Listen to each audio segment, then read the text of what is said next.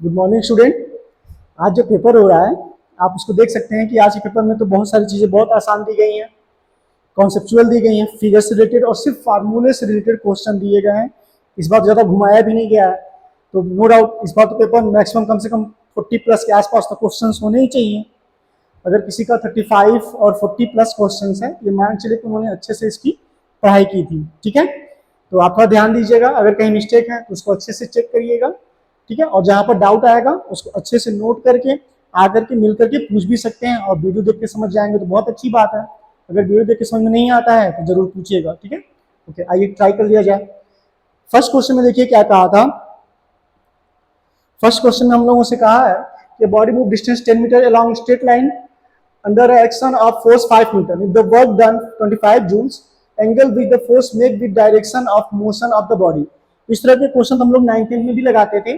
जैसे आपने देखा होगा कि मान लीजिए यही मैं ब्लॉक रख दूं और इस पे फोर्स लगा दिया किसी एंगल पे। ठीक है, किसी एंगल पे फोर्स वाली बात कर दी है अगर, तो देखिए मान लीजिए इसके टर्म में लिखा जाता है यहाँ पर, तो एफ cos थीटा लिखते हैं कि नहीं लिखते हैं अगर ये था तो, और ये डिस्टेंस एस है ना। तो वर्क के लिए हम लोग क्या पढ़ते थे, एफ एस cos थीटा, यही तो पढ़ते थे ना। तो यहाँ पर देखिए 25 जूल दे रखा है, तो यहाँ मैं यहाँ पर 25 लिख दूं। ठीक है, एंगल पूछा था तो एफ और एस को नीचे ला दूं, तो एफ कितना दिया है 5। ठीक है, और एस दिया हुआ है 10 मीटर, तो यहाँ पर 10 है। ये cos थीटा पूछे वो, है कि नहीं, यही तो पूछे हैं। तो 5 हो जाएगा और ये 2 हो जाएगा 1/2 cos थीटा। तो आप जानते हैं कि ये कितने डिग्री की वैल्यू होती है, 60 डिग्री की। आप ऐसे लिख लीजिए cos 60, तो थीटा की वैल्यू कितनी हो गई, है ना। इजी था कि नहीं। चलिए नेक्स्ट।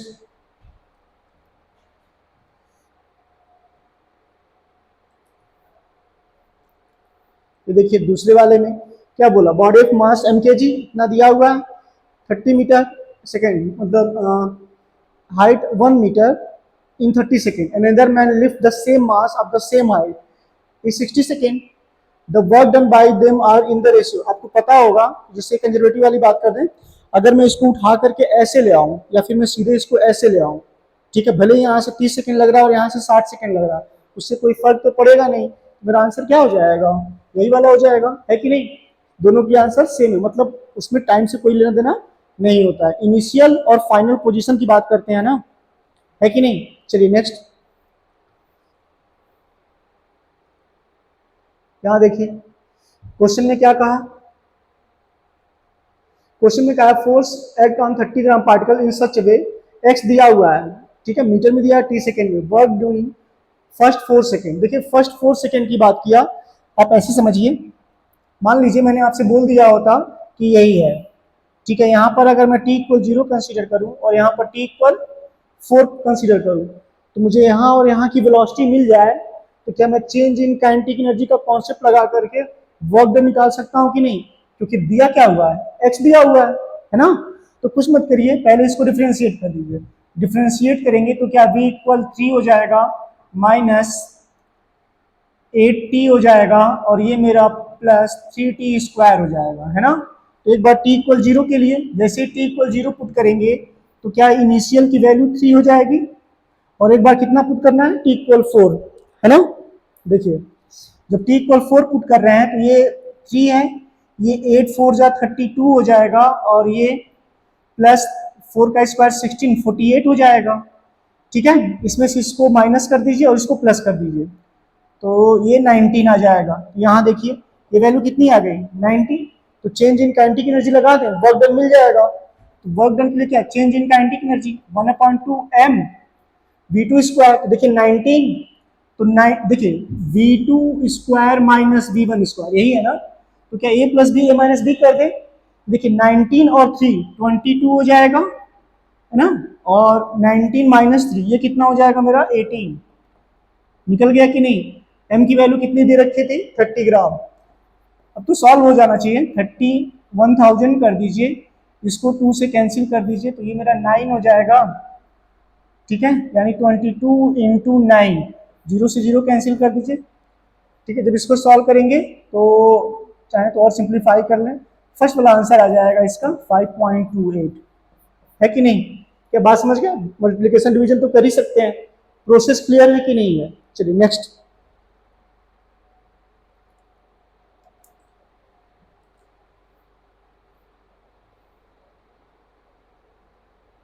देखिए बॉडी ऑफ मास 10 kg दिया हुआ है, to drop ground from 10 metre, the work done by the gravitational force. कह रहा है work done by the gravitational force. सबसे अच्छी चीज इसमें क्या है, आप ध्यान दीजिए, क्या ड्रॉप कर रहा है ऊपर से, है ना, तो यू तो जीरो कंसीडर करेंगे, है ना। कितने से ड्रॉप किया है? 10 मीटर से। तो हम जानते हैं अगर वर्क डन कर रहा है तो यहाँ से यहाँ टोटल एनर्जी तो ट्रांसफर हो रही है मेरी, तो यहाँ का आप टोटल एनर्जी निकाल दीजिए, पोटेंशियल एनर्जी निकाल दीजिए। तो mgh लिख दूं कि ना लिख दूं, है ना। तो m की वैल्यू कितनी है? 10 kg, g की वैल्यू 9.8 कहे हैं, ले लीजिए। और वहां पर जो दिया हुआ है कितना, h कितना है? 10 है। जब 10 है ये देखिए ये तो 980 हो जाएगा, क्योंकि वो दोनों एक ही डायरेक्शन में है, इसलिए वैल्यू क्या आएगी? पॉजिटिव। ठीक है, चलिए नेक्स्ट।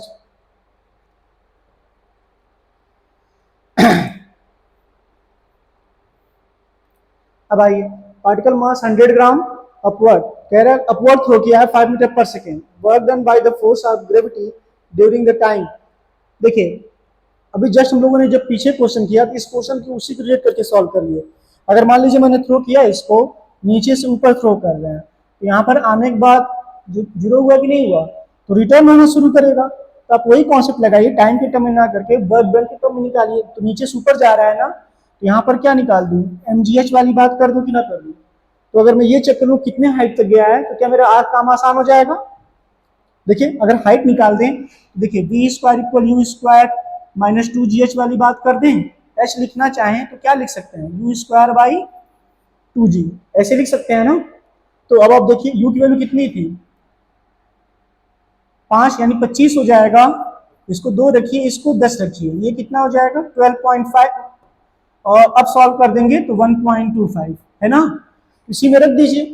तो m की वैल्यू कितनी थी 100 ग्राम, तो 100/1000 कर दीजिए, g की वैल्यू 10 रख दीजिए, और h की जगह पर कितना 1.25, इससे तो ये सीधे कट जाएगा।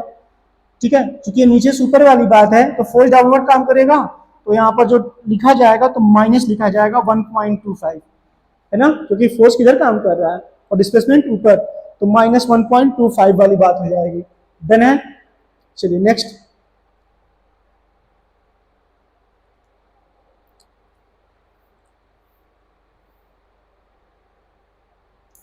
देखिए force 5 Newton on a 15 kg boy initially at rest, starting में रेस्ट पर था। The work done by the force during the first second of motion. देखिए फर्स्ट सेकेंड मोशन वाली बात किया, ये भी उसी तरह का क्वेश्चन है। आप देखिए अगर हम वर्क के लिए बेसिकली पढ़ रहे हैं तो F इंटू एस वाली बात कर दें, ठीक है, ऐसे लिख सकते हैं कि नहीं। ठीक है, तो पहली बात तो हम निकाल रहे हैं, तो आप ऐसे समझिए कि अगर मैं उसको निकालना चाहता हूं तो उसके टर्म में ब्रेक कर दूं द वर्क डन, तो डिस्टेंस अगर निकालना चाहें तो एस, क्योंकि यू जीरो था तो आप हाफ ए टी स्क्वायर से निकाल सकते हैं, क्योंकि यू की वैल्यू क्या है, जीरो है। हाफ ए नहीं पता, दिया ही नहीं है, तो फोर्स के टर्म में ब्रेक कर दें, ए की जगह पर क्या लिख सकते हैं, एफ बाई एम, और टी 1 कहा था तो रहने दीजिए। तो 1/2 फर्स्ट सेकेंड का है ना जीरो से, तो 1/2 एफ की जगह पर कितना रख दूं 5, और एम दिया है 15, तो 5/1/3 हो जाएगा, यानी 1/6। ठीक है, मल्टीप्लाई कर दूं, यहां पर रख दूं, तो फोर्स कितना है मेरा, एफ है, और एस की वैल्यू कितनी आ गई 1/6, यानी 5/6। कितना आंसर हो गया मेरा 5/6। ठीक है, चलिए ये तो बहुत इजी था। नेक्स्ट।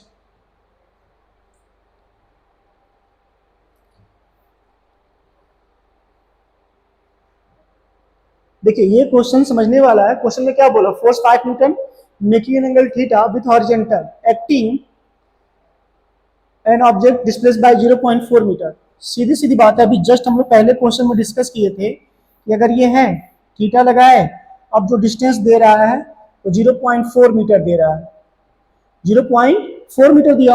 अगर 0.4 मीटर दे रखा है तो आप ऐसे समझिए गेन काइनेटिक एनर्जी भी दिया, यानी काइनेटिक एनर्जी की वैल्यू भी दे रखी है, कितनी 1 जूल दिया ना, दिया है, यानी इसके अलॉन्ग में वर्क डन निकाल दो तो इसके इक्वल हुआ कि नहीं हुआ, तो कुछ मत करिए, ऐसे लिख सकते हैं। अगर इसके अलॉन्ग वर्क डन लिखना है तो क्या हम जानते हैं एफ एस कॉस थीटा, और वो किसके इक्वल होगा, 1 जूल के।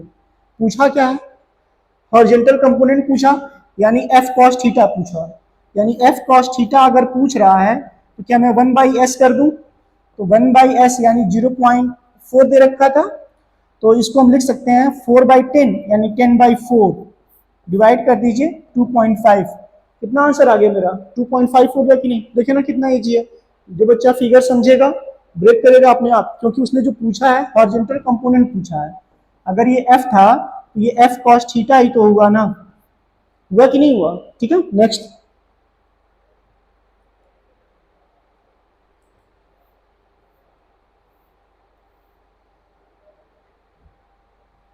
देखिए, a card is used to lower vertical block of mass m by a distance with d with constant downward acceleration। देखिए एक्सेलेरेशन किधर दिया हुआ है, डाउनवर्ड दिया हुआ है। Work done by the card on the block, vertically वाली बात किया था और वर्क डन पूछ रहा है, तो पहले तो मुझे फोर्स निकालना पड़ेगा। तो फोर्स कहिए या टेंशन कहिए, एफ कहिए, एफ कहिए या फिर टी कहिए। तो देखिए हम जब पढ़ते थे तो रिजल्टेंट का केस निकालें तो एम जी काम कर रहा है और जा कितने से रहा है, मतलब डाउनवर्ड कितने से है, g/4 से। तो मैं इसको क्या लिख सकता हूँ, f की जगह पर 4 हो जाएगा, सब्ट्रैक्ट तो 3mg/4 हुआ कि नहीं हुआ। ठीक है, f की वैल्यू इतनी हो गई।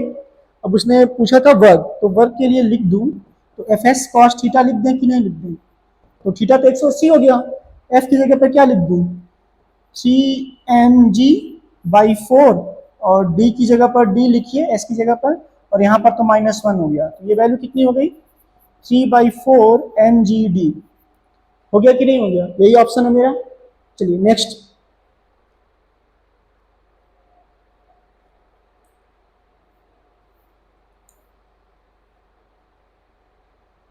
देखिए particle moving under influence of given force F = kx, constant distance moving energy gained by the particle in moving from 0 to x वाली बात है। ठीक है, देखिए एनर्जी गेन वाली बात, पोटेंशियल एनर्जी का कॉन्सेप्ट लगा दूं तो हम लोग क्या पढ़ के आए हैं, देखिए हम लोग जानते हैं यूपी हम लोग को पढ़ाया गया था 1/2 kx², ऐसे पढ़े हैं कि नहीं पढ़े हैं। तो अगर मैं कुछ ना करूं 1/2 के तो सेम रहेगा, क्या लिख दूं x2 - x1 का स्क्वायर, है ना। तो 1/2 के लिखूं, 0 से 3 वाली बात है तो 9 हो जाएगा और वो तो 0 रहेगा, डिवाइड कर दूं तो 4.5 के, यही मेरा आंसर है ना। देखिए ना, बस फार्मूले का कमाल है। नेक्स्ट, बस आराम से सुनिए और समझिए उसको।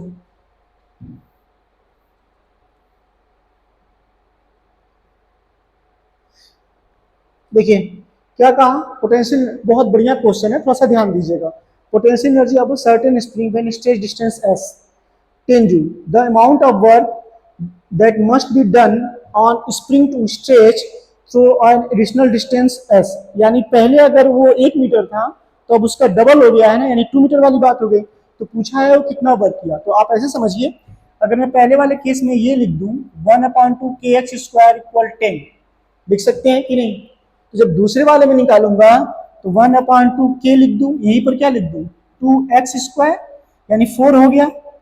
देखिए 2 का स्क्वायर 4 कर दूं, कैंसिल नहीं करना है, 1/2 kx² हुआ, तो इसकी वैल्यू तो 10 है, तो क्या ये 40 हो गया। पूछा है स्ट्रेस कितना और उसमें हमारा मतलब वर्क डन हो जाए, तो कुछ मत करिए, 40 में से इसी को क्या करिए सब्ट्रैक्ट कर दीजिए। जब 40 में से उसको सब्ट्रैक्ट कर देंगे, देखिए एडिशनल में कितना आ गया 30 आ गया कि नहीं आ गया। ठीक है, मतलब इसमें से इसको सब्ट्रैक्ट किया गया सीधे सीधे। चलिए नेक्स्ट,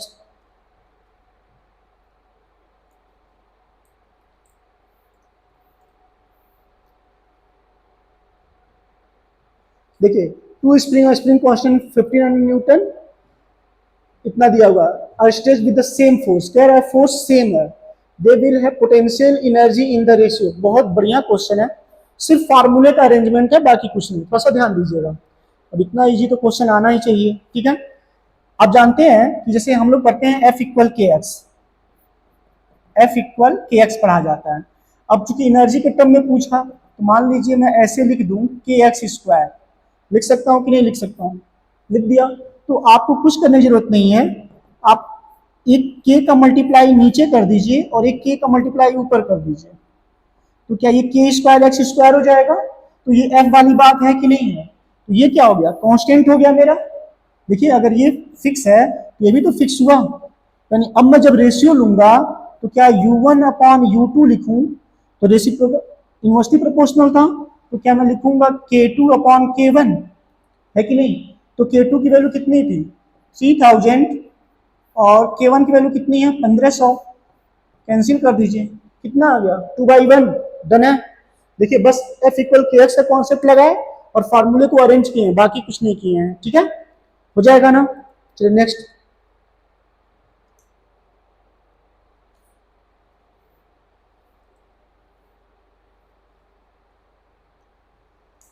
देखिए कह रहा है कि पोजीशन डिस्प्लेसमेंट डिपेंडेंट फोर्स, मतलब डिपेंडेंट फोर्स दिया हुआ है Newton small body of mass 2 kg displace it from, ये तो बस इंटीग्रेशन का क्वेश्चन है ये तो। देखिए जब वर्क डन पढ़ाया जाता है तो हम लोग क्या लिख देते हैं, सीधे एफ डी एक्स वाली बात करते हैं कि नहीं, जो भी लिमिट दिया हो। एफ की जगह पर कितना दिया था मेरा 0 से 2 वाली बात किए हैं, नहीं 0 से 5 वाली बात है, यही है। तो रख दूं 7 minus 2x plus 3x square, ठीक है, dx। अगर मैं डायरेक्ट कर दूं तो क्या 7 कांस्टेंट है बाहर रखूं तो इसका तो इंटीग्रेशन x हो जाएगा, कहां से कहां तक 0 से 5। इसका लिखूं तो 2x स्क्वायर बाई 2 आएगा, तो बाई 2 यहां लिख दूं, यहां पर क्या लिख दूं x स्क्वायर 0 से 5 प्लस लिखूं 3 है तो यहाँ देखिए 3 और इसका जो 3 आएगा नीचे आ जाएगा, ये हो जाएगा एक्स क्यूब। पावर ऐड करते हैं उसी में नीचे भी ऐड कर, पावर में 1 ऐड करते हैं और नीचे भी उसमें 1 ऐड करते हैं, 0 से लेके कहाँ तक 5। ये 5 रखेंगे 35 हो जाएगा, ये तो कैंसिल हो गया, ये भी कैंसिल हो गया, ये 25 हो जाएगा। 5 का स्क्वायर 0 से कोई मतलब है नहीं, और यहाँ पर रखेंगे तो 125 हो जाएगा, यानी इसमें से ये सब्ट्रैक्ट 25 135, कितना हो गया मेरा 135 हो गया कि नहीं हो गया, है ना? ठीक है चलिए नेक्स्ट।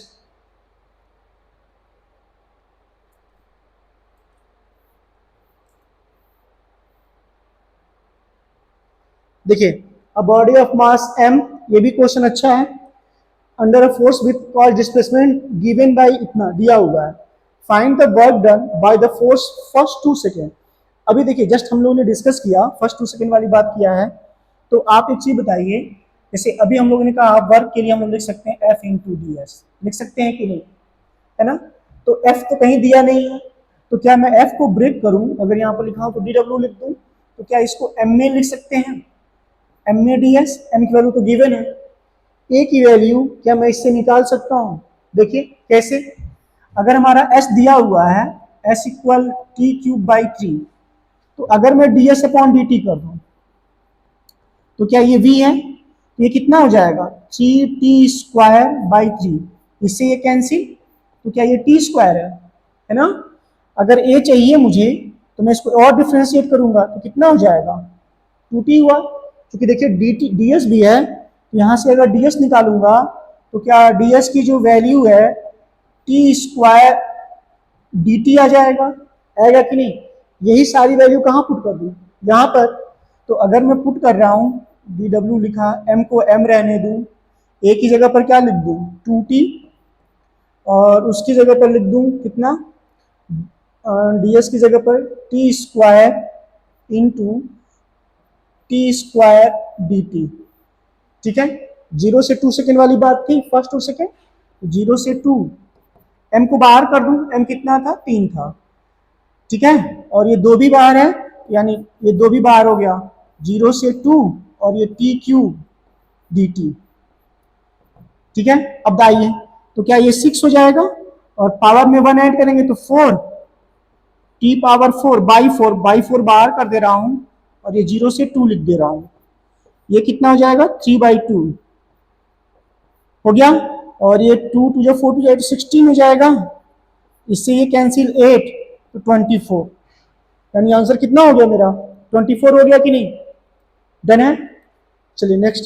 देखिए ये क्या है, बस एस को ब्रेक किए हैं इसके टर्म में, ठीक है, क्योंकि मैंने एक बार डिफरेंशिएट किया, वेलोसिटी मिला, तो यहाँ से ds की वैल्यू मिल गई, टी स्क्वायर डी टी। एक चाहिए, एक बार और डिफरेंशिएट, टू टी वैल्यू रखे, इंटीग्रेट कर दिए, आंसर आ गया, वर्क डन पूछा था ना। ठीक है, चलिए नेक्स्ट।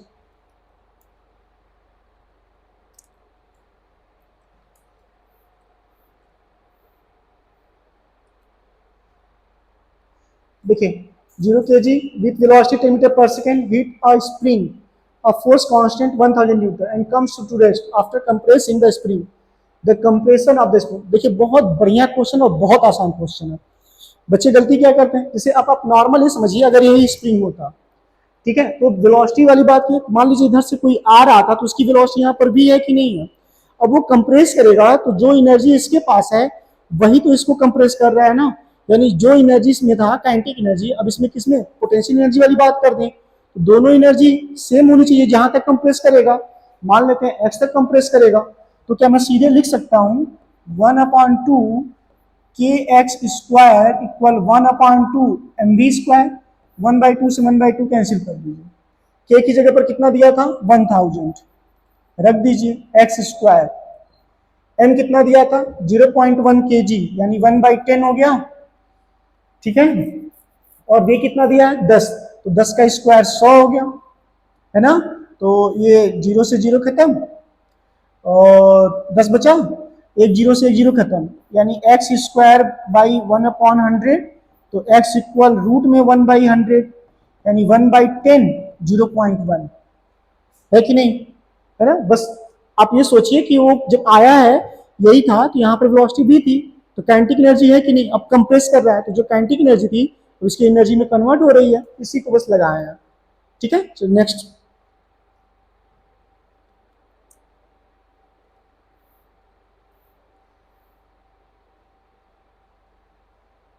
देखिए क्या कहा, स्प्रिंग ऑफ फोर्स कांस्टेंट इतना दिया हुआ है, एक्सेलरेशन 5 सेंटीमीटर, 5 सेंटीमीटर टू 50। पहली बात ये देखिए एसआई दिया हुआ है, ये एसआई में है और ये सीजीएस में है, ठीक है, तो सेंटीमीटर को कन्वर्ट करेंगे तो मीटर में 1 × 10⁻² लिख सकते हैं वो चीज, ठीक है। तो वर्क डन पूछा, आसान हो गया, वर्क डन के लिए आपको पढ़ाया गया है 1/2 के x2 का स्क्वायर माइनस x1 का स्क्वायर, ये तो कई बार पढ़ाया गया है, ठीक है। तो आप कुछ मत करिए, डायरेक्ट डाटा रख दीजिए, 1/2 के की जगह पर कितना 800 x2।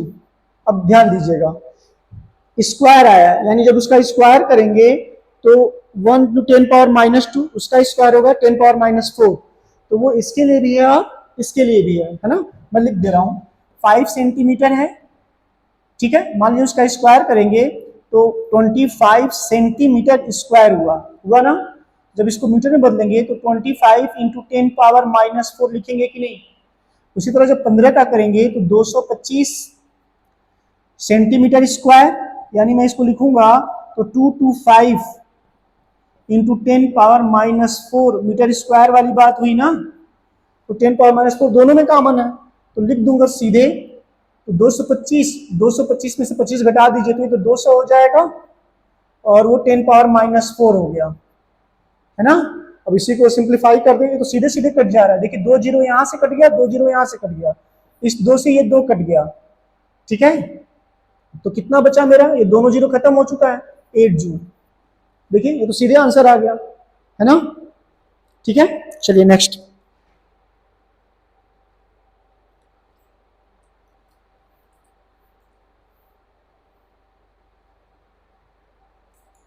देखिए when a spring stretched by 2 cm store 100 joule energy if it stretched further 2 cm, पहले अगर मान लीजिए 2 सेंटीमीटर है तो 100 जूल है, फिर उसने कहा कि फर्दर 2 सेंटीमीटर बढ़ा दिए, मतलब उसका डबल कर दिए हैं, द स्टोर एनर्जी इंक्रीज। बहुत बढ़िया क्वेश्चन है, सुनिए जितना आसान है उतना खतरनाक है।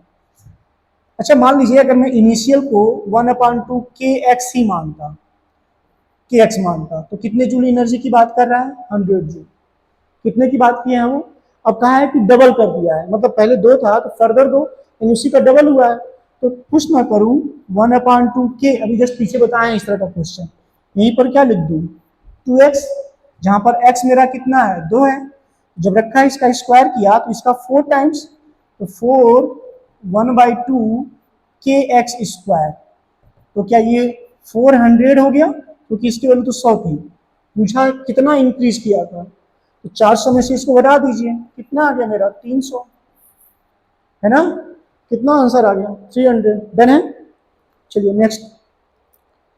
हाँ भाई देखिए, अगर x को 2 मानता है तो उसी को तो डबल किए है ना। ठीक है, चलिए नेक्स्ट।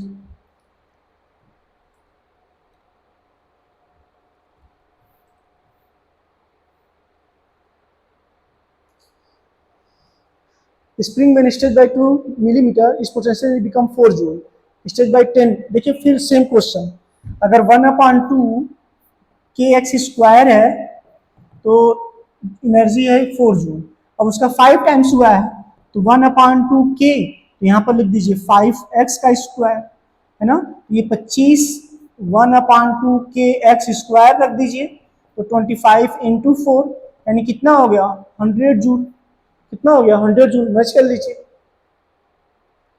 25 टाइम्स हुआ, कोई नहीं है, तो इसका मतलब ये डी आंसर है। ठीक है, क्योंकि आप सोचिए अगर x था तो पहले बोला 2 मिलीमीटर, देखिए 10 मिलीमीटर बोल दिया तो डिस्टेंस का ही तो मतलब 5 टाइम्स हुआ है, इसलिए 10 था तो वहां पर 5x लिख दिए और कुछ नहीं। ठीक है, चलिए नेक्स्ट।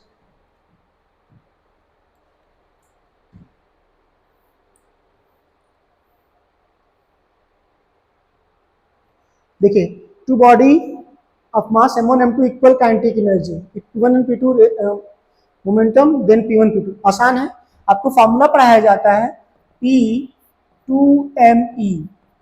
जहां पर ये क्या है काइनेटिक एनर्जी है, m1 m2 दिया हुआ है इक्वल काइनेटिक एनर्जी सेम का, तो पूछा मोमेंटम, ये तो बहुत आसान हो गया, डायरेक्टली प्रोपोर्शनल रूट m है, तो यानी m1 m2 हो जाएगा, यही है मेरा।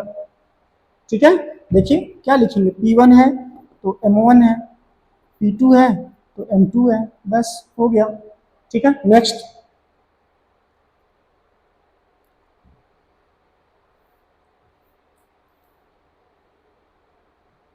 देखिए मास m स्लिप अलॉन्ग वो इतना दिया, कह रहा है स्लिप कर रहा है, यानी हाइट इसकी r दे रखी थी। ठीक है, चलिए हाइट r दे रखी है, द वेलोसिटी ऑफ बॉटम, यहाँ पर वेलोसिटी पूछा। ठीक है, यानी पोटेंशियल एनर्जी काइनेटिक में कन्वर्ट हो रहा है, तो r दिया है तो mgr लिख दीजिए। ठीक है, काइनेटिक में कन्वर्ट हो रहा है 1/2 mv, इससे ये खत्म हो जाएगा 2gr हो जाएगा, रूट कर दीजिए, हो गया, यही है वेलोसिटी। ठीक है, चलिए next.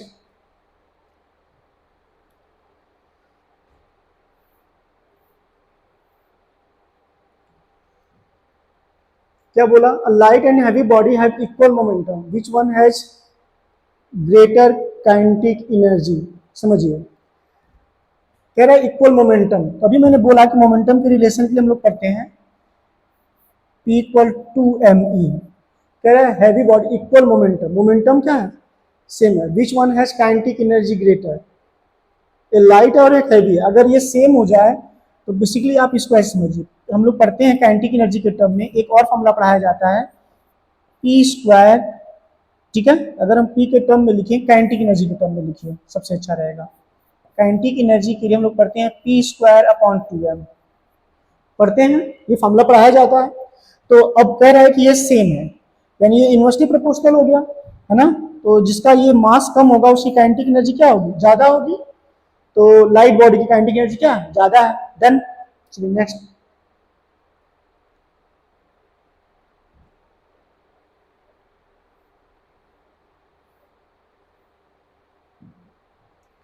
A ball is projected vertically upward with a certain initial speed, and another ball of same mass projected at an angle 60 degree with vertical with the same initial speed at highest point of their journey ratio। देखिए बहुत बढ़िया question है, पहले तो figure समझिए। देखिए दो case है, एक को कह रहा है कि सीधे फेंका है, ठीक है, और दूसरे को कह रहा है किसी एंगल पे फेंका है, लेकिन वो एंगल वर्टिकल से कंसीडर कर रहा है। कहां से कंसीडर किया है, तो प्रोजेक्टाइल में आपको पढ़ाया जाता है, मान लीजिए ये हाइट h ही गया हो, हाइट h वाली बात कर दे रहे हैं। ठीक है, हाइट कितना h वाली बात, तो इसके लिए h1 मान लीजिए और इस वाले के लिए h2 मान लीजिए। ठीक है, तो अगर मुझे h2 चाहिए तो हम जानते हैं h इक्वल हम लोग पढ़ते हैं u square sine square theta, लेकिन ऊपर से दिया था तो इसके लॉन्ग निकालेंगे तो u cos थीटा ही लिख दें, तो क्या मैं लिख सकता हूँ u square cos square theta upon 2g। इस फार्मूले का अगर यूज करूं तो कोई प्रॉब्लम है? तो h की वैल्यू निकालना चाहें तो हम यहां से निकाल सकते हैं, ये u स्क्वायर 60 है तो cos 60 1/2 कितना हो गया, 1/2 स्क्वायर है, यानी 1/2 का स्क्वायर हो जाएगा और नीचे मेरा 2g है, यानी ये हो गया मेरा u स्क्वायर अपॉन 8g। देखिए हो गया कि नहीं हो गया, यानी h1 निकल गया, h2 निकल गया। ठीक है, h1 निकालना चाहें तो h1 के लिए क्या लिख सकते हैं आप? ठीक है, h1 के लिए निकालना हो ये तो और आसान है, b यहाँ पर क्या हो गया 0। ठीक है, u square upon 2g, u square upon 2g लिख सकते हैं, डायरेक्ट डाटा पुट कर दीजिए। तो रेशियो पूछा है तो h1 upon h2, u square upon 2g कर दीजिए, और यहाँ पर क्या दिया हुआ है u स्क्वायर अपॉन 8g, यही दिया है ना, g से g कैंसिल, u स्क्वायर से ये कैंसिल, 2 से ये 4, यानी 4:1, क्योंकि यहाँ पे जो 4 बचेगा वो कहाँ जाएगा, ऊपर चला जाएगा, तो मैच कर लीजिए डी। ठीक है, समझ गए ना? जैसे यहाँ पर एंगल वर्टिकल से दे दिया था तो हम तो वर्टिकल डायरेक्शन में के लिए वर्टिकल वेलोसिटी कंसीडर करते हैं, तो यहाँ पर थीटा u cos थीटा इसी कॉन्सेप्ट पे रख दिए हैं और कुछ नहीं किए हैं। ठीक है, चलिए next.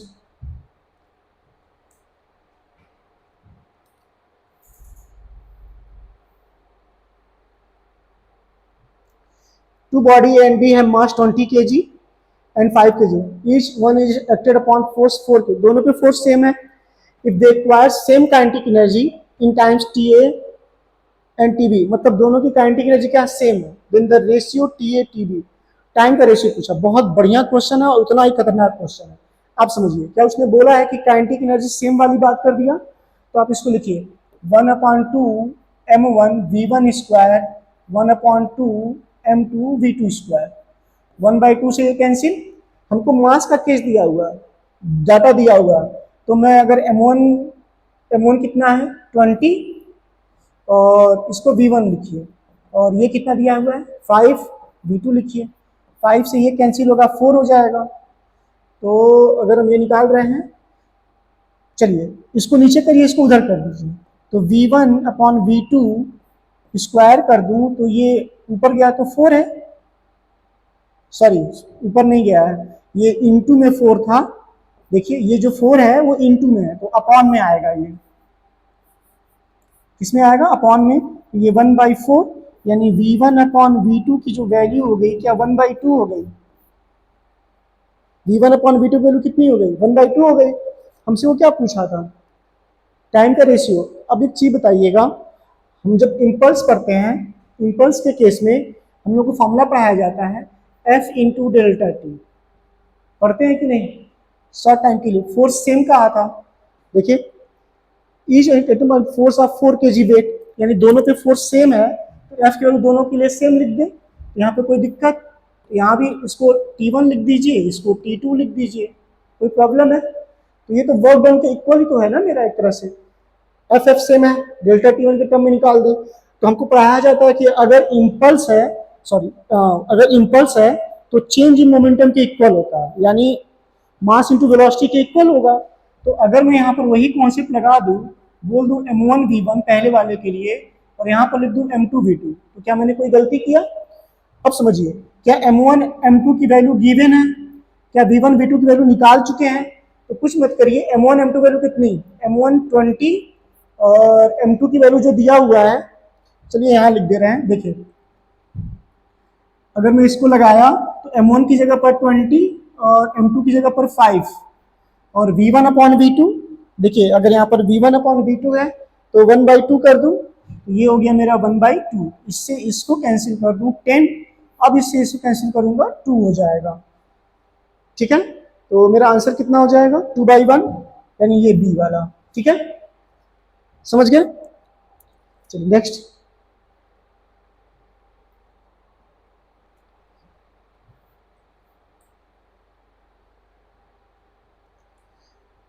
A rifle bullet 1/20 of its velocity is passing through a plank. Plank मतलब कोई लकड़ी के टुकड़े से है, मान लीजिए ये इसी को हम कंसीडर कर ले रहे हैं। ठीक है, velocity passing through a plank, the least number of such plank required just to stop the bullet. चलिए मान लीजिए कोई बुलेट वाली बात है जिसकी स्पीड मैं u मान लूँ, ठीक है, अब इसका कुछ ना कुछ तो होगा, डिस्टेंस कवर करने के बाद मान लेते हैं एच डिस्टेंस करने के बाद इसकी वेलोसिटी कितनी हो गई, v हो गई। तो अगर मैं जान लूँ कि यहाँ पर कहा है कि वो 1/20 वेलोसिटी लूज कर दे रहा है, मतलब खो दे रहा है, तो v की वैल्यू अगर मैं निकालना चाहता हूँ तो क्या u इनिशियल है 1/20, यानी u/20 की बात कर दूँ तो क्या जब इसको सॉल्व करूँगा तो ये 19u/20 हो जाएगा, यानी v की वैल्यू आ गई 19u/20, है ना। अब वो पूछा है कि कितने ऐसे और रखे जाएं, कितने और रखे जाएं कि जब ये आए तो उसकी वेलोसिटी क्या हो जाए, 0 हो जाए। तो मान लेते हैं कि ये n रखा गया था, n प्लैंक्स। कितने की बात कर दूं मैं, देखिए जैसे मान ली दिया था, हम इसको बोल दे रहे हैं n प्लैंक्स, ठीक है। तो पहले तो मैं एक के लिए निकाल लूं तो ज्यादा अच्छा रहेगा। सपोज करिए कि अगर मैं इसको ऐसे लिख दूं, मान लीजिए u और v वाली बात की है, तो v square equal U square minus V घट रहा था तो 2s लिख सकते हैं, कोई दिक्कत। v की जगह पर कितना दिया है 19u/20, उसका मैं अगर स्क्वायर कर दूं तो 19 का स्क्वायर 361 u स्क्वायर हो गया, और वहां से जो डाटा आया 400 u स्क्वायर माइनस 2as लिख सकते हैं। इसको उठा किधर करिए, इसको उठा किधर कर दीजिए, तो 2as ये इधर जाएगा तो u स्क्वायर में सब्ट्रैक्ट होगा, u स्क्वायर 1 माइनस 361/400। अब समझिए जब इसको इधर करेंगे सब्ट्रैक्ट करेंगे तो u स्क्वायर 400 में से 361 39/400 हो जाएगा, होगा कि नहीं होगा। और यहाँ पर मेरा 2as है, तो अगर मुझे इसकी वैल्यू चाहिए u स्क्वायर अपॉन 2as की, तो ये कितनी हो गई मेरी 400/39। अब इसको निकाला क्यों गया है ये समझिए। जैसे मान लीजिए मैंने आपसे बोला कि ये तो एक के लिए है ना, अगर मैंने यहाँ पर ए के साथ एस के साथ एक प्लैंक बस लिखा था, वन लिखे नहीं है बस, तो यू स्क्वायर अपॉन 2s के लिए है। तो अगर यही एन प्लैंक के लिए होता, कितने प्लैंक के लिए, एन प्लैंक के लिए, तो यहाँ पे मुझे नंबर ऑफ प्लैंक्स निकालना था बस, तो उसके लिए निकालना है। तो जब एन प्लैंक लिखेंगे तो वेलोसिटी कितनी हो गई 0। तो देखिए क्या करना है, कहाँ कर दें, चलिए यहाँ पर, चलिए यहाँ देखिए, तो जब n प्लैंक है तो वेलोसिटी क्या हो गई 0, u स्क्वायर माइनस 2a लिखा जाएगा, ठीक है। अब समझिए यहाँ पर आ रहा है ना, n प्लैंक है, यानी अगर एक का डिस्टेंस s लिए हैं तो n के लिए ns लिखेंगे कि नहीं लिखेंगे, यहीं पर लिख दीजिए ns, है ना, उठा के इधर कर दीजिए इसको, तो 2ans u स्क्वायर, तो n के लिए क्या लिखा जाएगा u square upon 2as, n के लिए क्या लिख सकते हैं u स्क्वायर अपॉन 2as लिख सकते हैं। अब एक चीज समझिएगा, क्या u स्क्वायर अपॉन 2as यही है जो यहाँ पर निकाला गया, तो जो n की वैल्यू आई है तो क्या मैं उसी को n दिखा दूं तो कोई प्रॉब्लम है। जब इससे इसको डिवाइड किया जाएगा तो देखिए लगभग 40 है, तो जाहिर सी बात है कि 10 पॉइंट समथिंग आएगा, तो 10 पॉइंट समथिंग कुछ भी आए डेसिमल में, इसके साथ कुछ भी आए, क्यों आया, मान लेते हैं कि एक के लिए जब चला था तो इतना था, जब n के लिए चले तो रिलेशन जो बन रहा है 400/39 का बना, और ये जो आ रहा है 10 पॉइंट समथिंग, यानी 10 तो कंप्लीट है, 10 1 2 3 4 5 6 7 8 9 10 ऐसे दिखा सकते हैं। जो 11th वाला है यदि उसमें पेनिट्रेट हुआ होगा तभी तो उसकी वेलोसिटी 0 हुई होगी ना, ये इसका मतलब था। तो नंबर ऑफ प्लैंक कितने हो गए 11। क्या ये बात समझ में आया, ठीक है। ठीक है, देखिए यहाँ पर डिवाइड करने का मतलब ये था 10 पॉइंट समथिंग आएगा, कुछ भी आए, 40 से थोड़ा सा कम है तो 39 पॉइंट समथिंग है, वो 39 है 4 डिवाइड करें तो 10 पॉइंट समथिंग ही आएगा। अब रखे तो वेलोसिटी 0, तो 10 तो एग्जैक्ट है, और 11th वाले में जैसे वो प्लैंक में इंटर किया होगा उसकी वेलोसिटी क्या हो गई 0, तो कौन सा ऑप्शन करेक्ट है 11, ठीक है, डन। चलो next,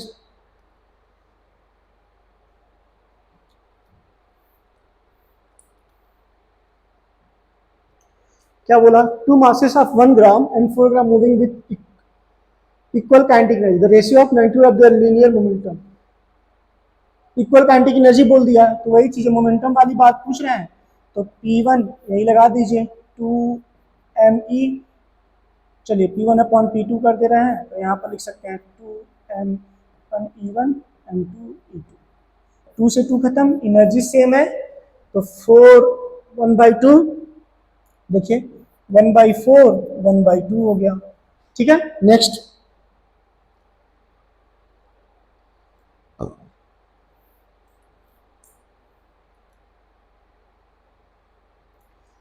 light and heavy body have equal kinetic energy which is greater momentum. पूछा किसका मोमेंटम ज्यादा होगा, इक्वल काइनेटिक एनर्जी, मोमेंटम पूछ रहा है। तो पी वाली बात करें तो पी लिखे वही 2 me, क्या बोला, काइनेटिक एनर्जी सेम है। ठीक है, यानी जिसका मोमेंटम मतलब जिसका मास ज्यादा होगा उसका मोमेंटम भी क्या होगा, ज्यादा होगा। तो कौन सा करेक्ट है, बी वाला। ठीक है, समझ गए ना, क्योंकि ई तो दोनों के लिए सेम था, जिसका मास ज्यादा होगा उसका मोमेंटम भी क्या है, ज्यादा। Next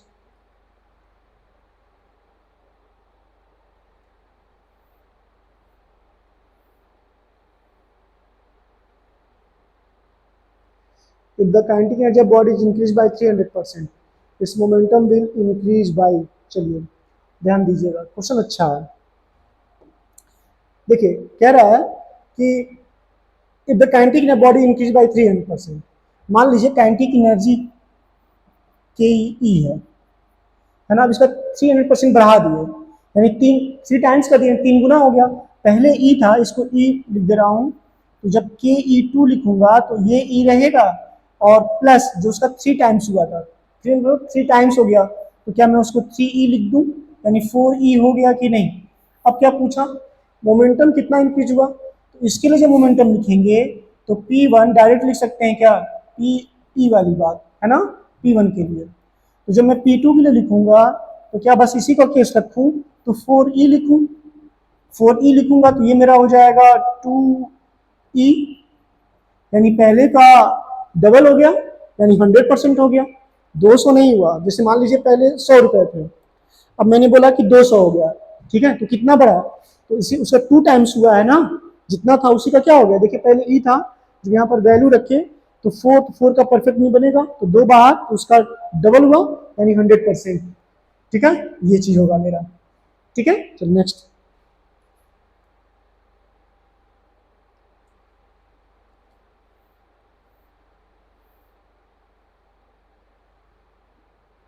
if kinetic energy particle double then its momentum. देखिए दूसरी तरह का क्वेश्चन है, समझिए। कह रहे काइनेटिक एनर्जी डबल, मान लीजिए काइनेटिक एनर्जी के लिए अभी हमने कहा कि P इक्वल, हम लोग पढ़ते हैं जब, तो रूट में 2me, 2me कह दिए। ठीक है, कह रहा काइनेटिक एनर्जी डबल, तो ये सबके लिए कांस्टेंट रखे, तो डबल किए, यानी P1 था तो P2 किए, तो 2E कर दिए। कितना कर दिए, 2E। तो पूछा है कितना हो गया इंक्रीज, देखिए जाहिर सी बात है, इसको ऐसे लिख दीजिए √2 √E, तो इसी का √2 टाइम्स हो गया कि नहीं हो गया। ठीक है, आसान है।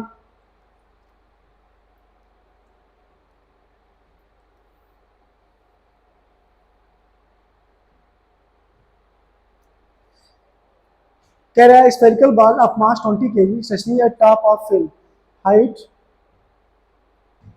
100 meter. It slide down a smooth surface to ground, then climb up another hill of height 30 meter and finally slide down a horizontal base at a height of 20 meter above the ground. The velocity attained by the ball. देखिए पहली बात, मान लीजिए यहाँ पर था, आया, ठीक है, फिर गया, फिर आया, फिर गया वाली बात है। तो पहले हम जो 100 मीटर दिया था उसको कंसीडर कर लें। ठीक है, देखिए 100 मीटर था, और फाइनल पोजीशन कितने पे है, 20 पे, तो हम फाइनल और इनिशियल ही चेक करेंगे, बीच वाले को कंसीडर नहीं करेंगे। ठीक है, ये हो गया हमारा।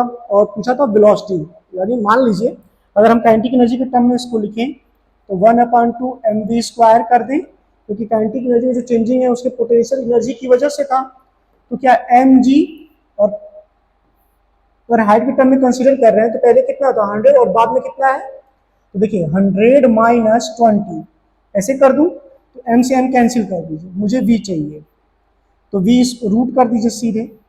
ठीक है, तो g की वैल्यू 10 रखिए, ये 80 कर दीजिए, और ये 2 गया था तो ये 2 कर दीजिए, 8 2 जा 16, तो 4 बार हो जाएगा, और इसका एक 10 बार हो जाएगा, है ना, यानी 40। कितना हो गया, है कि नहीं, समझ गए। नेक्स्ट,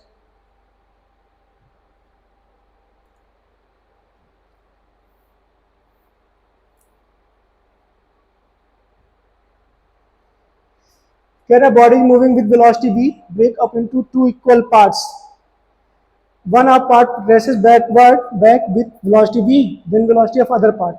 अच्छा क्वेश्चन है, ध्यान दीजिए।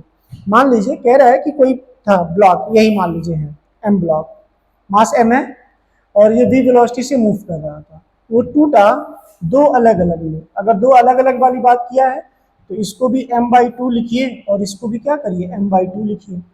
कह रहा है कि एक जो हो रहा है वो माइनस v वेलोसिटी से आ रहा है, दूसरे की वेलोसिटी पूछा है तो दूसरे की वेलोसिटी को v मान लीजिए, सॉरी ये v डैश मान लीजिए। क्या मान लीजिए? v डैश मान लें। तो ये v है तो हम जानते हैं कि law of conservation of momentum लगा दें तो इनिशियल मोमेंटम फाइनल मोमेंटम के इक्वल होगा। तो अगर मैं इस चीज को अप्लाई करूं तो पहले वाले को लिख दूं तो mv लिखूंगा, तो दूसरे वाले को लिखूंगा तो माइनस m/2 v लिख दूं, और जब उसके लिए लिखूंगा v डैश लिखे हैं तो m/2 v डैश है ना। तो m तो सब जगह से कैंसिल है, ये इधर आ जाएगा तो v प्लस v/2 और ये हो गया मेरा v डैश बाई 2, तो ये 3v/2 v डैश बाई 2, 2 से 2 कैंसिल, तो जो v डैश की वैल्यू आ गई कितनी आ गई? 3v आ गया ना।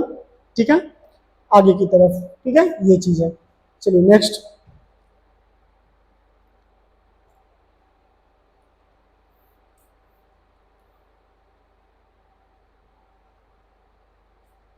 देखिए the continuous body increase by 0.1%, percentage में मोमेंटम आसान है, अभी जस्ट बताए p का जो रिलेशन था रूट में e वाली बात है। ठीक है, आपको जब यूनिट डायमेंशन पर आया जाता था तो परसेंटेज वाली जब बात करते थे परसेंटेज वहां पर इसको ऐसे लिख सकते हैं क्या, delta p upon p into 100, तो पावर 1/2 होगा। क्या लिख दूं? Delta e upon e into 100। क्या इसका परसेंटेज दे रखा है? कितना दिया है? 0.1, 1/2 0.1, यही है ना। तो कुछ मत करिए, इसी को इसे डिवाइड कर दीजिए तो 0.05 हो जाएगा, 1 को ही तो डिवाइड कर रहा है ना। ठीक है, चलिए next,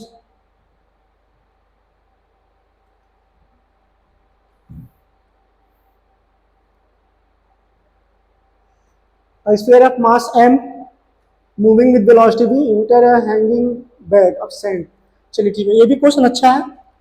if mass bag is m and is reached by height h then the velocity, समझिएगा।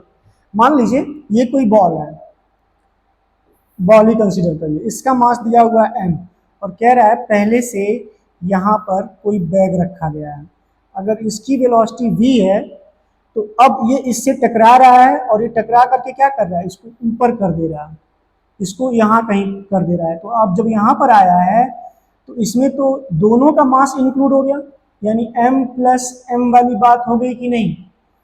ठीक है, अब जब आया है तो इसकी वेलोसिटी आप v2 लिख दीजिए दोनों के लिए, है ना। इसकी वेलोसिटी दी और वो पूछा if the mass m and raised by height s then the velocity of sphere, तो इसकी वेलोसिटी पूछ रहे हैं वो।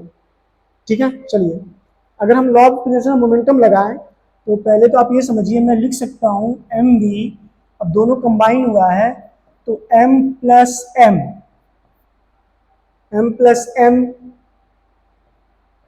ये इक्वल होना चाहिए। ठीक है, मुझे इस v2 की वैल्यू चाहिए, किसकी वैल्यू चाहिए? v2 की। तो अगर मैं ये सोचूं कि यहाँ से वहाँ वाली बात कर, चलिए ठीक है, इसका इसके पास वेलोसिटी था तो काइनेटिक एनर्जी है तो किसमें कन्वर्ट होगा? पोटेंशियल में। तो अगर मैं लिख रहा हूं तो क्या 1/2 mv स्क्वायर कर दूं, ठीक है, और जब उसके लिए लिख रहा हूं तो क्या m प्लस m और gh वाली बात कर दूं। ठीक है, तो मैं अगर यहाँ से सॉल्व करूं, कंबाइंड फॉर्म में गया है, इस पूरे का मास कंसीडर करिए आप।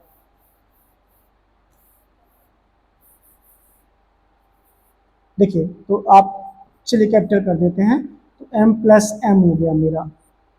ठीक है, m प्लस m हो गया, आप वाली बात कर दिए तो m प्लस m से ये m प्लस m कैंसिल हो जाएगा और जब इस v2 के लिए लिखेंगे तो v2 स्क्वायर है ये कैंसिल, तो 2GH हो जाएगा। कितना हो जाएगा? 2GH, यानी V2 की जो वैल्यू आ गई वो मेरा रूट में 2GH आ गया।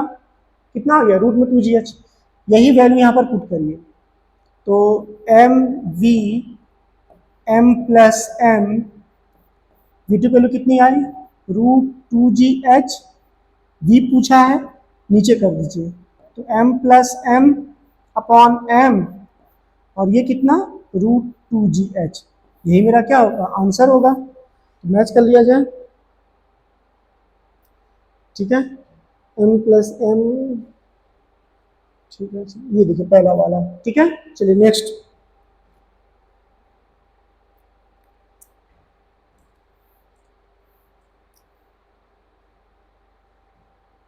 देखिए, का if a lighter body mass M1 M2 and heavier body इतना have the same kinetic energy, kinetic energy same है। देखिए बेसिकली मोमेंटम का एक केस है, मास इनटू वेलोसिटी, ठीक है। तो P equal M into V का केस लगाएं, तो अगर मैं उसके कह रहा है इतना have the same kinetic energy, तो P स्क्वायर काइनेटिक एनर्जी के टर्म में ब्रेक करूं तो P square upon 2M have same kinetic energy, ठीक है। तो अगर काइनेटिक एनर्जी सेम है, if lighter body mass M1 इतना हैवियर काइनेटिक एनर्जी सेम, यानी P स्क्वायर 2M वाली बात कर दूं, ठीक है, यानी P डायरेक्टली प्रोपोर्शनल M, यानी M1 V1, ठीक है, वो हैवियर मतलब लेस है, जिसका मास कम होगा ये कम होगा, जाहिर सी बात है, ये नहीं होगा, ये भी नहीं होगा, ये वाला, ठीक है। वो ऐसा कर लिया क्योंकि उसका मास क्या है, देखिए बोला है ना ये लाइटर बॉडी, देखिए छोटा इसी का दिखा रहे हैं ना M1 V1। चलिए नेक्स्ट।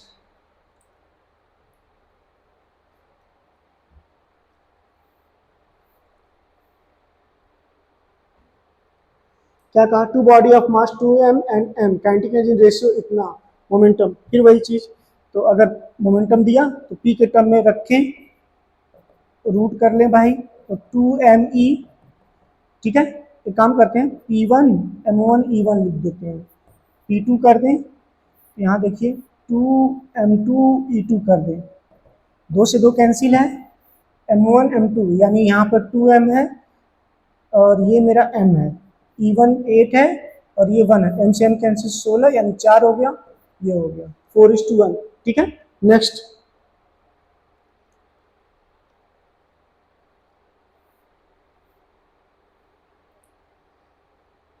ये देखिए कह रहा है an object of mass 3M split into 3 equal fragment, two fragment have velocity Vj इतना, वेलोसिटी इतना। बहुत आसान क्वेश्चन है, इस तरह के क्वेश्चन कई बार पूछे गए हैं। फिगर ध्यान दीजिए, जो बच्चा फिगर समझेगा इसको सॉल्व भी नहीं करना पड़ेगा। अब ध्यान दीजिए, मान लीजिए कहा है कि ऑब्जेक्ट 3M स्प्लिट इनटू मतलब 3 part, two fragment have velocity Vj and Vi, positive दे रखा है ना, यानी अगर मैं इसको Vj कह रहा हूं और इसको Vi कह रहा हूं, जो तीसरा वाला होगा इसको बैलेंस करने वाला यानी इसके रिजल्टेंट के अपोजिट होगा। तो जब इसके रिजल्टेंट की अपोजिट वाली बात करेंगे, बेसिकली आप ये समझिए, ये चाहिए मुझे, तो इसके लिए क्या लिख सकते हैं? Vi, और इसके लिए क्या लिख सकते हैं? Vj। जो इसका रिजल्टेंट होगा क्या लिख सकते हैं? -Vi प्लस j, वही तो इसको बैलेंस करेगा, ठीक है। तो देखिए -Vi प्लस j, यही मेरा ऑप्शन हो जाएगा। डन है, क्योंकि इन दोनों के लिए ऐसे लिख सकते हैं। नेक्स्ट।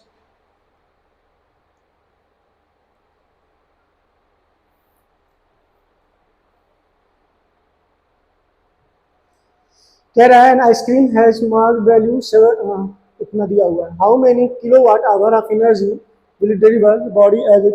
पहली बात तो ये समझिए किलो कैलोरी में दिया हुआ है, किस में दिया हुआ है? किलो कैलोरी में, ठीक है। तो चलिए अगर 700 किलो कैलोरी दिया तो पहले उसको ब्रेक कैसे करें? चलिए पहले 1 किलो, चलिए डायरेक्ट ही कर देते हैं, 700 रखे। अगर ये इसको ऐसे लिख सकते थे 700 इंटू 1 कैलोरी वाली बात, है ना। तो अगर एक यहाँ पर 10 पावर 3 वाली बात कर सकते हैं, ठीक है। अगर इसको ऐसे लिख दे रहे हैं तो ये जूल में कन्वर्ट हो जाएगा, पहले 1 किलो कैलोरी को कर देते हैं, तब वहाँ पर कर दिया जाएगा, ठीक है। हम इसको लिख सकते हैं 10 पावर 3 जूल कैलोरी, अब इसको जब लिखा जाएगा तो एक कैलोरी में 4.2 जूल होता है, तो जब उसको रखे तो देखिए 10 पावर 3 इंटू 4.2 ये जूल में कन्वर्ट होगा, तो ये हो जाएगा 4200। देखिए कितना हो जाएगा ये 4200 जूल हो जाएगा। अब इसको किलो वाट आवर में बदलना है, तो एक काम करिए यहाँ पर किलो वाट आवर में बदलना है, यानी 1000। फिर चलिए डायरेक्ट लिख देते हैं, जैसे आवर है तो 60 इंटू 60 है ना, तो 36 इंटू 10 पावर 2 कर सकते हैं। तो देख लीजिए भाई, आवर था तो हम उसको क्या लिख सकते हैं 60 इंटू 60 लिखे, तो इसको हम लिख सकते हैं 36 इंटू 10 पावर 2 है ना, जो कि 1000 से डिवाइड करेंगे तब वो किलो वाली बात होगी। तो यहाँ पर 1000 कर दूं, यानी 36 इंटू 10 पावर 5 हो जाएगा।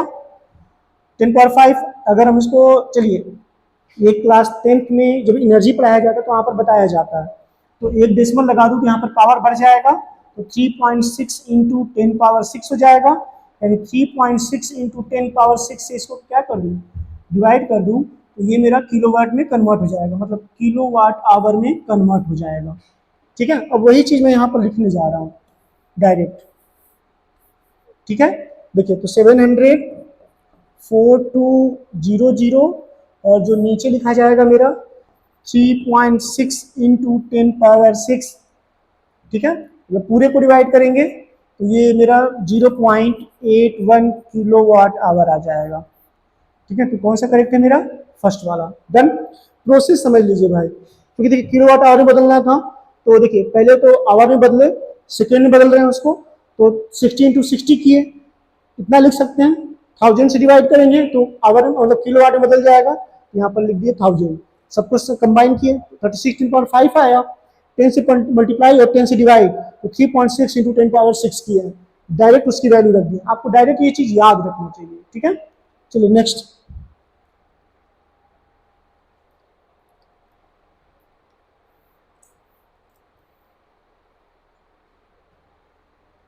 क्या बोला, a body of mass m accelerate uniformly from rest v1 91 instantaneous power.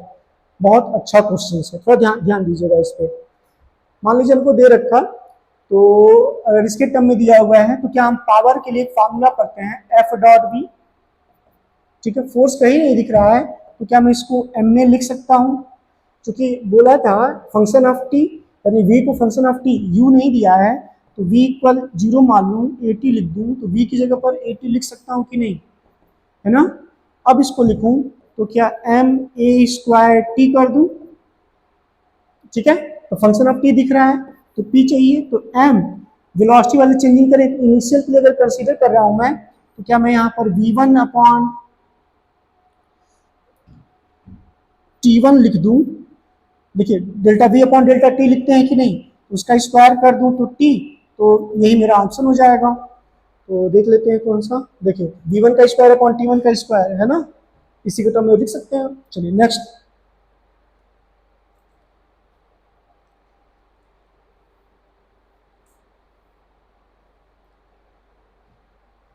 क्या बोला, body in state rest undergo one dimension motion with constant acceleration, power deliver. अभी जस्ट बताया हूं, देखिए फंक्शन के टर्म में पूछा ना, तो अभी आपने देखिए मैंने क्या बताया था, अगर हम पावर लिख रहे हैं तो एफ डॉट वी लिखें, तो क्या यही आया था एम ए स्क्वायर टी, तो देखिए ई डायरेक्टली प्रोपोर्शनलिटी वाली बात हुई कि नहीं है ना। देखिए ना कितना इजी है, जो बच्चा इसको समझेगा आंसर आ जाएगा उसका डायरेक्ट।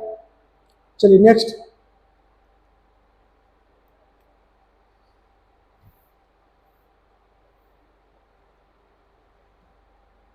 देखिए पावर वाटर पर 2 किलोवाट दिया हुआ इतना, the amount of water it can raise 1 minute at a height of 10 metre. देखिए चलिए आइए सॉल्व किया जाए।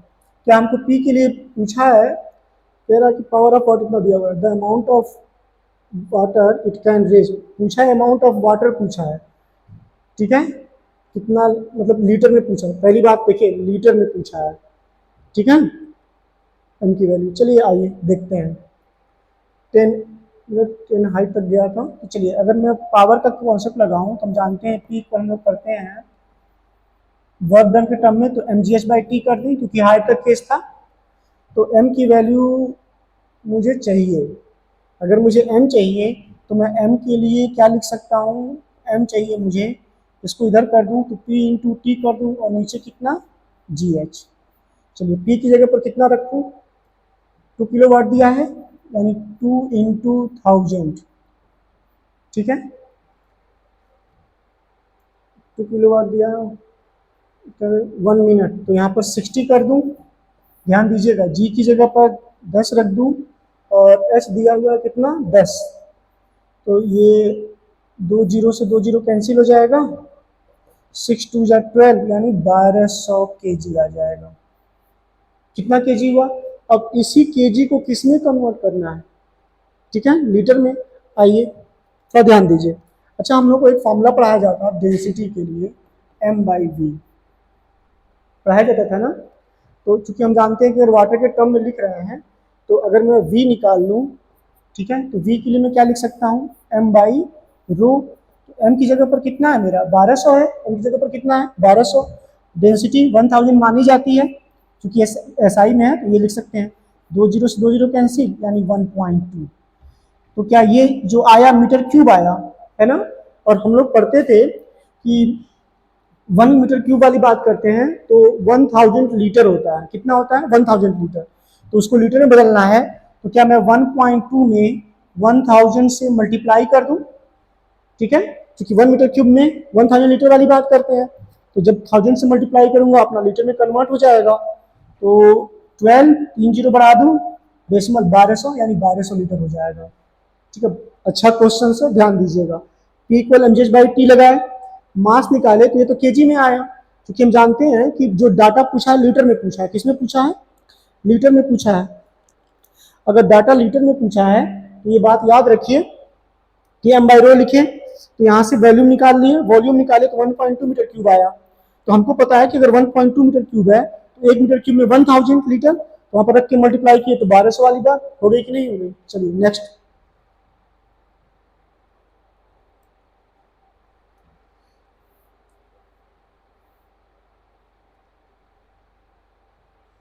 क्या बोला, car of mass m is driven with acceleration a along, acceleration भी दिया हुआ है, state level against a constant external resistive force, और फोर्स भी काम कर रहा है और एक्सेलरेशन भी है, ठीक है। When the velocity of the car, the rate at which engine doing work, आसान है। देखिए अगर रेट वाली बात कर रहे हैं, तो वर्क पूछ रहे हैं जब, तो क्या मैं उसमें लिखना चाहूँ, तो जो फोर्स वाली, देखिए दोनों फोर्स काम कर रहा है, एक यहाँ पर ये ध्यान दीजिए, उसने बोला है कि रेसिस्टिव फोर्स काम कर रहा है और उसमें एक्सेलरेशन है, तो यानी दोनों अपोजिट वाली बात हो गई, और अपोजिट है तो क्या कर देंगे, जोड़ देंगे, तो अगर उसको आर से दिखाया यानी आर प्लस एम में इंटू वी वाली बात हो गई कि नहीं, जो कर दिए इसको, तो आर प्लस एम में इंटू वी हो गया ना, रेसिस्टिव फोर्स दिया था और एक्सेलरेशन है तो एफ इक्वल एम में तो लिखेंगे, दोनों का सम उसके इक्वल हो जाएगा। नेक्स्ट,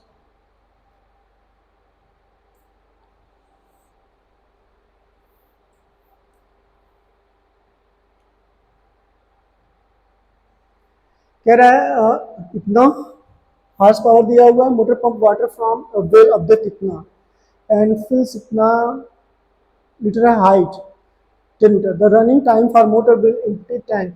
आइए अभी जस्ट समझाए हैं कि जैसे अगर हम लोग रनिंग टाइम वाली बात, मतलब कितना उठा कितने टाइम में उसको पूरा खाली कर देगा, उस तरह का क्वेश्चन है। तो हम लोग जानते हैं P equal mgh by T लिख दें, जब T की बात कर रहे हैं तो ये ध्यान दीजिए, तो क्या मैं लिखूंगा mgh बाई पी। अब समझिए मास डायरेक्ट नहीं दिया हुआ, लीटर के टर्म में दिया हुआ, अभी जस्ट मैंने ब्रेक करना सिखाया था, तो हम जानते हैं कि जो डेंसिटी के लिए m बाई वी, जहां पर m है रो इंटू वी लिखेंगे कि नहीं लिखेंगे, है ना।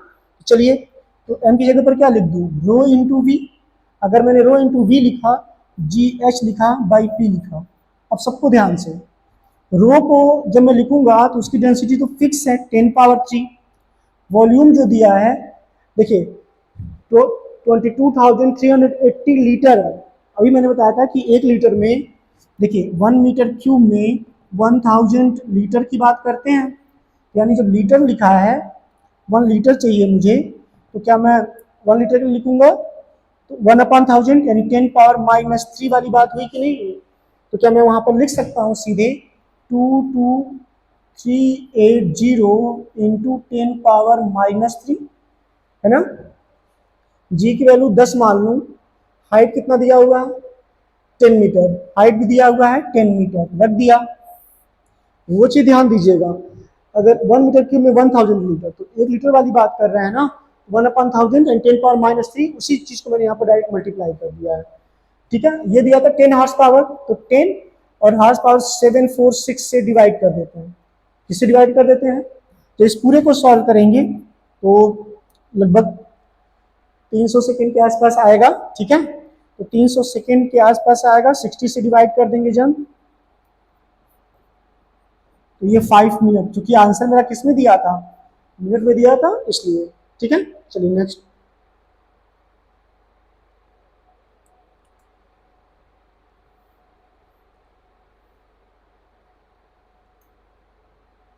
कह रहा है force applied by engine of a train of mass इतना, चेंज वेलोसिटी इतना दिया हुआ है इन 5 मिनट, द पावर।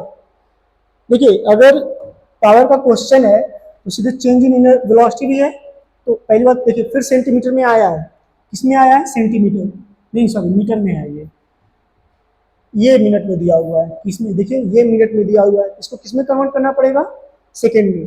तो हम जानते हैं कि अगर मैं पावर लिखूं तो वर्क डन अपॉन टाइम वाली बात, तो change in kinetic energy work done के इक्वल, तो 1/2 m v2² माइनस v1², और नीचे t लिख सकता हूं कि नहीं।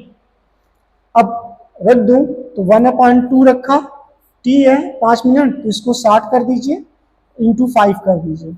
चलिए कर लेते हैं, m की जगह पर कितना 2.05 इंटू 10⁻6 है। चलिए 25 मीटर है, तो 25 का स्क्वायर 625 हो गया, और 625 25 घटा देंगे तो 600 हो जाएगा। ठीक है, देखिए इसका 625 होगा, इसका 25 होगा, घटाएंगे तो कितना हो जाएगा 600 हो जाएगा। ये पूरा कट गया, इस पूरा से ये पूरा खत्म। ठीक है, तो कितना आ गया 2.05 इंटू 10⁻6। ठीक है, ये तो इसमें हो गया। ठीक है, 10⁻6 से डिवाइड कर दीजिए इसको, 10⁻6 से डिवाइड कर देंगे तो मेरा इसमें कन्वर्ट हो गया। ठीक है, आंसर आ गया। चलिए नेक्स्ट।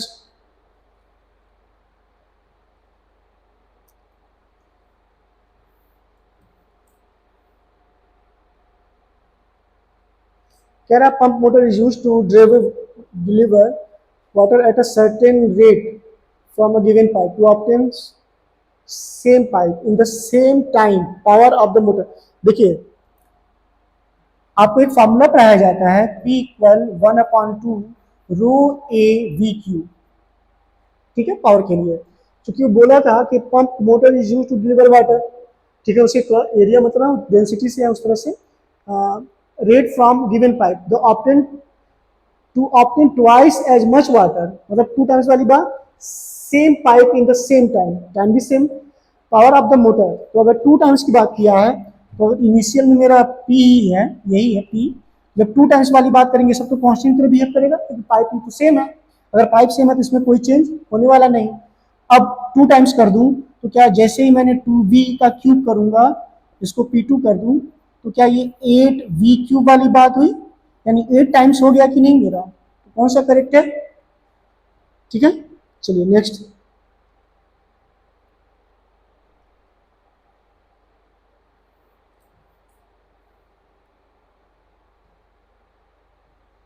कह रहे from automatic gun fire bullet पर मिनट। देखिए पर मिनट दिया हुआ है, ठीक है, ये किसमें दिया हुआ है, पर मिनट दिया हुआ है।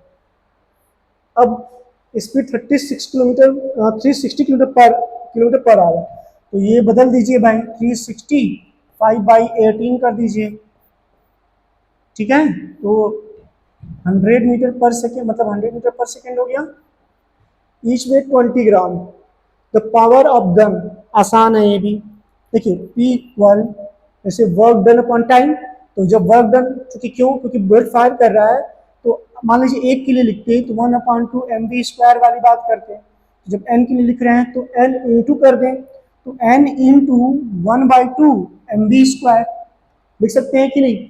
और जब ये लिखें और बाई t कर दीजिए, तो n की जगह पर कितना 360 बुलेट पर मिनट था, क्योंकि सेकेंड वाली बात है तो चलिए 60 कर दिए, 2 को नीचे ही कर दीजिए। एम कितना दिया हुआ है 30 ग्राम, सॉरी 20 ग्राम, तो देखिए 20/1000 कर दीजिए। वी कितना दिया हुआ है 100 आया ना, तो 100 का स्क्वायर यानी 4 जीरो वाली बात हो गई है ना। और नीचे दिया था टाइम, इवन तो 60 है वो, देखिए ये भी 60, तो इसको रख करके साफ करके टाइम कितना था 60 दिया था। ठीक है, सॉल्व कर लिया जाए। देखिए 1 2 3 4, 1 2 3 4 खत्म हो गया, 1 जीरो से 1 जीरो ये भी खत्म हो गया, इस 2 से ये 2 खत्म हो गया। ठीक है, 2 से 2 खत्म हो गया मेरा सीधे सीधे। यहाँ पर कितना बचा मेरा 36 है ना, तो ये खत्म किया 10, और यहाँ पर 1 जीरो हम लोग कहीं छोड़ रहे हैं। ठीक है, देखिए मतलब प्रोसेस यही है, चेक करिएगा तो इसका आंसर हमारा 600 वाट आ जाएगा। ठीक है, चेक कर लीजिएगा। चलिए नेक्स्ट,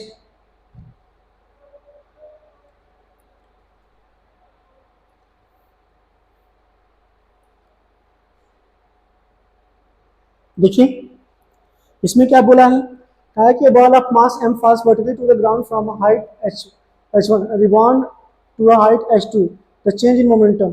आसान है, देखिए मान लीजिए ऊपर से नीचे वाली बात कर रहे हैं, तो v के लिए √2gh ही लिख दें, है ना। तो कह रहा है जब ऊपर जा रहा है तो मान लीजिए v1 है, अब किसी हाइट तक गया होगा, मान लीजिए h2 हाइट तक गया। ठीक है, तो जब कंसीडर करेंगे तो यहाँ की निकालें तो क्या मैं वो भी निकालूंगा, तो v इक्वल रूट में 2g/h2 ही लिख दूं तो कोई प्रॉब्लम है। अब समझिए पूछा है चेंज इन मोमेंटम, तो आपको याद होगा कि एक डाउनवर्ड है और एक अपवर्ड है, सीधे सीधे समझिए, क्योंकि मैग्नीट्यूड का केस है, आपको पढ़ाया जाता है कि अगर वो अपोजिट डायरेक्शन में है, एक इधर है और एक इधर है, तो दोनों को क्या करते हैं हम लोग ऐड कर देते हैं। तो अगर मैं कुछ नहीं करता, इस वाले के लिए mv1 लिखता और इस वाले के लिए mv2 लिखता, तो क्या जब चेंज इन मोमेंटम लिखता तो क्या m कॉमन, ठीक है, देखिए तो क्या यहाँ पर मेरा v1 प्लस v2 वाली बात होती कि नहीं होती, आप ऐसे समझिए सीधे, तो v1 प्लस v2 कर दूं तो m v1 की जगह पर कितना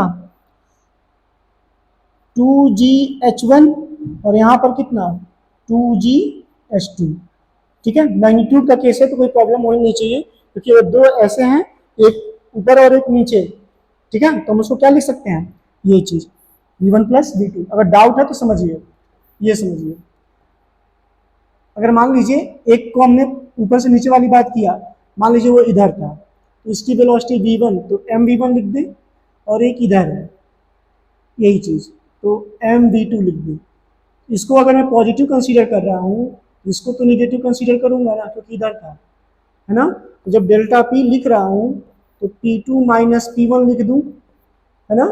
जब P2 माइनस P1 लिखूंगा तो आप सोचिए, चलिए अगर इसको मैंने पहला माना, ठीक है, ये इधर है ये इधर, ये तो ऑलरेडी इधर था, तो P2 की जगह पर क्या लिखूंगा, ये माइनस mv1, सॉरी mv2 और माइनस mv1 हुआ, तो जब कॉमन लूंगा तो माइनस mv2 प्लस v1 आया कि नहीं आया, मुझे तो मैग्नीट्यूड चाहिए, तो जब मॉड डेल्टा पी करेंगे तो क्या m v2 प्लस v1 ही लिखेंगे, है कि नहीं, तो मेरा है कि नहीं, तो कौन सा करेक्ट है,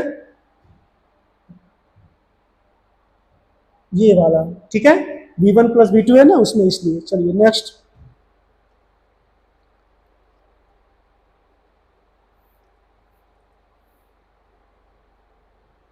कह रहा है कि body falling from a height of 10 metre rebounds from hard floor if it lose 20% energy, energy को 20% लूज कर दिया है in the impact the coefficient of system. देखिए पहली बात तो समझिएगा, कहा है कि ये बॉडी फॉलिंग फ्रॉम हाइट, तो मान लीजिए ये एच इनिशियल था, ठीक है, आप इसको ऐसे समझिए, और कह रहा है कि ये 10 मीटर दिया हुआ है, इससे ड्रॉप किया, और जब जा रहा है तो रिबाउंड हो रहा है, तो इसको H2 मान लीजिए, इसको H1 मान लीजिए।